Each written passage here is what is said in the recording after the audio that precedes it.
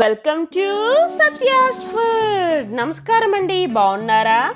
ఇవాల్టి మన వీడియోలో సాధారణంగా మన ఇంట్లోనే ఉండే వెజ్జీస్తో రెస్టారెంట్ స్టైల్లో వెజ్ దమ్ బిర్యానీ ఎలా చేయాలో చూద్దాం. చాలా టేస్టీగా ఈజీగా ఈ వెజ్ దమ్ బిర్యానీ మేము చెప్పిన టిప్స్ ఫాలో అయ్యి మీరు మీ ఇంట్లోనే చేసుకోవచ్చు. మరి వెజ్ దమ్ బిర్యానీ స్టార్ట్ చేసేద్దామా? ముందుగా ఒక మిక్సింగ్ బౌల్ తీసుకోండి. అందులో ఒక 100 గ్రాముల క్యారెట్, ఒక 100 గ్రాముల పొటాటో, ఒక 100 గ్రాముల కాలీఫ్లవర్, ఒక 100 గ్రాముల క్యాప్సికమ్, మీడియం సైజ్ టమాటాలు ఒక 2, హాఫ్ టీ స్పూన్ షాజీరా, పావు టీ స్పూన్ యాలక్కాయల పౌడర్, ఒక కప్ కమ్మటి పెరుగు, half teaspoon pepper powder, half tablespoon ginger garlic paste, half tablespoon masala, half tablespoon ధనియాల పొడి, 2 టేబుల్ స్పూన్ నెయ్యి, half tablespoon chilli flakes, రుచికి సరిపడా ఉప్పు, గుర్తుపెట్టుకోండి వెజ్జికి సరిపడా మాత్రమే వేయండి, కొద్దిగా పసుపు, రుచికి సరిపడా కారం వేయండి. వీటన్నింటినీ బాగా మిక్స్ చేసి ఇలా మ్యారినేట్ చేసుకొని పెట్టుకోండి. చూసారా మ్యారినేట్ చేసిన వెజ్జెస్ ఎంత బాగా ఉన్నాయో? ఇప్పుడు వేరో గిన్నె తీసుకోండి. అందులో ఒక గ్లాస్ బాస్మతి రైస్ తీసుకున్నట్టయితే 3 గ్లాసులు నీళ్లు ఈ గిన్నెలో వేయండి.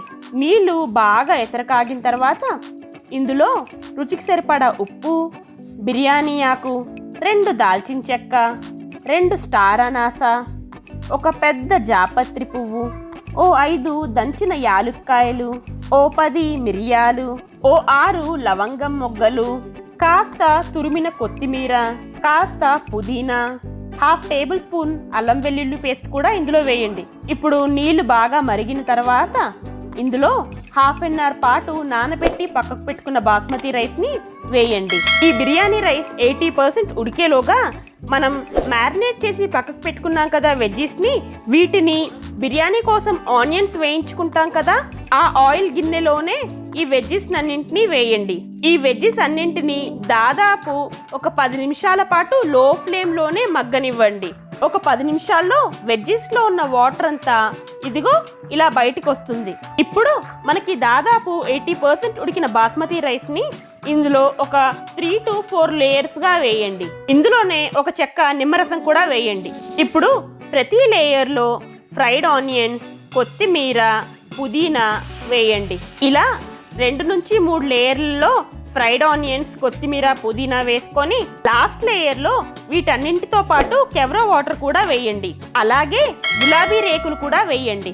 మీ దగ్గర రోజ్ వాటర్ ఉంటే గులాబీ రేకులకు బదులుగా రోజ్ వాటర్ వేయచ్చు. ఇప్పుడు ఇందులోనే ఒక 2 టేబుల్ స్పూన్ల నెయ్యి వేయండి.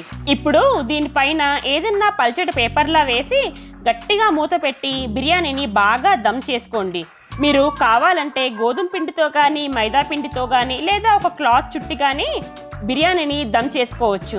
ఇలా దమ్ చేసుకున్న తర్వాత స్టవ్ మీదే లో ఫ్లేమ్లో ఒక పావు గంట పాటు ఉంచండి. పావు గంట తర్వాత స్టవ్ ఆఫ్ చేసేసి దీన్ని పక్కకు పెట్టుకోండి. ఒక 15 to 20 మినిట్స్ తర్వాతే మూత తీసి సర్వ్ చేసుకోండి. చూసారా రెస్టారెంట్ స్టైల్లో ఎంత అద్భుతంగా వచ్చిందో ఈ బిర్యానీ టేస్ట్ కూడా అదిరిపోతుందంటే నమ్మండి. మీరు గనక ఈ బిర్యానీ టేస్ట్కి అలవాటు పడ్డారంటే రెస్టారెంట్ నుంచి బిర్యానీ వద్దు, ఇంట్లోనే చేసుకుందామంటారండి. మరి మీరు కూడా మీ ఇంట్లో ఈ బిర్యానీ ట్రై చేసి మీకు ఎలా కుదిరిందో మాకు చెప్తారు కదా మా కమెంట్ బాక్స్లో. అలాగే దాన్ని ఫోటో తీసి మమ్మల్ని ట్యాగ్ చేసి మా ఇన్స్టాగ్రామ్ పేజ్లో పోస్ట్ చేయండి.